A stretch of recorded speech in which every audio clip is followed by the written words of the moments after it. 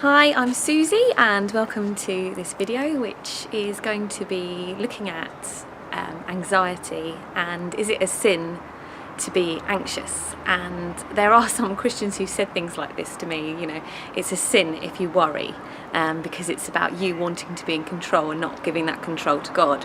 But to be honest, I don't find that very helpful, because if I'm already feeling anxious about something, I don't really need that pressure of thinking that my feelings are a sin on top of what I'm already struggling with.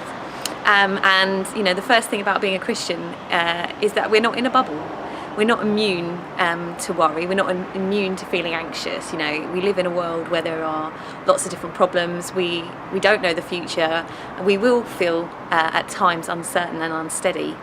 And so we just need to recognise those feelings and acknowledge them and not try and bury them, because if we bury them, it's going to come out in another way, and we might find that we're not sleeping, or that we're feeling sick, or we're just more stressed. So actually the first thing we need to do is just acknowledge those feelings. The reason I chose to film outside today is because of this plant. So I don't know if you can see, but all of the other plants in my hanging basket, they have withered and died, but this plant is still blooming and beautiful. And it just really speaks to me about the fact that we can survive different conditions differently. So some people will be in one situation and they will wither, and then other people can be in a very similar situation and they can bloom. And I think this is about how we tackle anxiety and how we put our roots down into the Word of God and stand firm through the trials. Where Paul's writing in Philippians 4:6, do not be anxious. We need to kind of look at this in context of everything else that he's saying. So we're not living in a bubble. We will face uncertainty and hardship, and there will be times we feel anxious. But we need to take every thought captive, which is something else that Paul wrote in 2 Corinthians 10:5. And he gives us the solution in his letter to the Philippians, moving on from this. So he says, do not be anxious, but in every situation, by prayer and petition, with thanksgiving, present your requests to God. So what he's saying is, you will find those times when you're feeling anxious, but what you need to do is to bring those anxieties to God, bring your concerns to God. And I love it, by prayer and petition, bring your requests. And sometimes my kids come to me and they tell me a problem. They're like, I'm hungry, or I can't do this button. And I say, have you got a question there? Have you got a question for me? You need to ask me something. Can I have a drink? Can I have something to eat? Can you do this button for me? Rather than just whinging and moaning at me, ask me what you want. I'm a good mother. I want to give you good things. You just have to ask. And God is a good father, and He wants to do good things for us. And we need to ask. And sometimes I think we can get into that state of just fixating on the problem and thinking on the problem, and that's where it's going to lead to problems in our life. And it does say that in the Word, if we fret, it leads to evil. So if we just fret and go round and round on the problem, it's not going to lead to anything good. But if we bring those requests to God, we can trust Him and leave them with Him.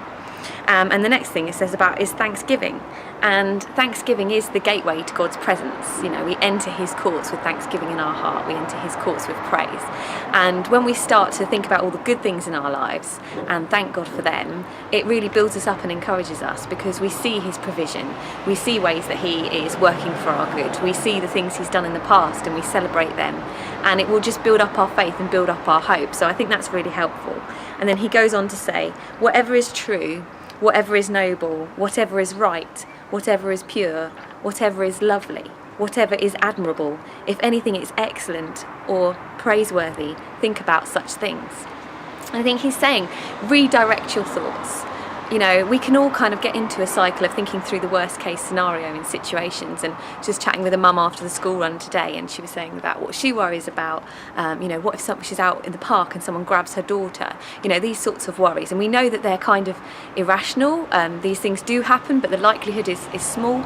But we can allow our thoughts to kind of dwell on those negative things, on the problems that we're facing, or the situations we're not sure about, or we can choose to put our thoughts and our minds on what is good. And so what I'm doing in situations where I'm feeling anxious at the moment is trying to just, follow this advice from Paul, to bring my requests to God of what I hope to see in the situation, to thank Him for the ways that He is at work in my life and the good things He is blessing me with, and then to just keep refixing my mind on the things that are good. And hopefully that is helpful to you. I think I'll be exploring the kind of fears and how we overcome fear in another video, because it's going to be too long if I go into that now. But I hope you have a good day. If you've enjoyed listening to this, then please subscribe for more videos. If there's any other topics you'd like me to look at, then let me know in the comments section. Thank you, bye.